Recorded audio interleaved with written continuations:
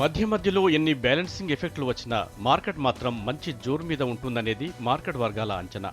నమో నాయకత్వంలో నూతన సర్కార్ పెద్ద ఎత్తున సంస్కరణలకు తెర తీయవచ్చన్న ఆశలతో వినియోగదారులు అధిక పెట్టుబడులకు మొగ్గు చూపుతున్నారంటున్నారు నిపుణులు.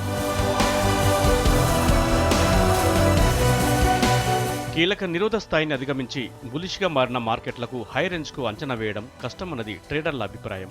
ఎన్ని బ్రేక్స్ వచ్చినా నిఫ్టీ ఈ వారం 7,400 స్థాయికి చేరుకునే అవకాశం ఉందంటున్నారు ఎనలిస్టులు. దేశీయంగా చూస్తే ప్రస్తుత పార్లమెంట్ సమావేశాలతో పాటు గురువారం వెలువడే ఏప్రిల్ నెల భారత పారిశ్రామికోత్పత్తి సూచి, వినియోగదారుల సూచి కీలకంగా మారనున్నాయి. వీటన్నింటి రిజల్ట్ పాజిటివ్గా వస్తే షేర్ల లాభాలు ఆకాశాన్ని అంటుతాయంటున్నారు సీనియర్లు.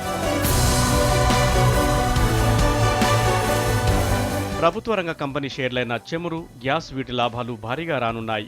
మోడీ నాయకత్వంలో ఇంధనాల ధరలు తగ్గుముఖం పడతాయని అంచనా వేస్తున్నాయి మార్కెట్ వర్గాలు.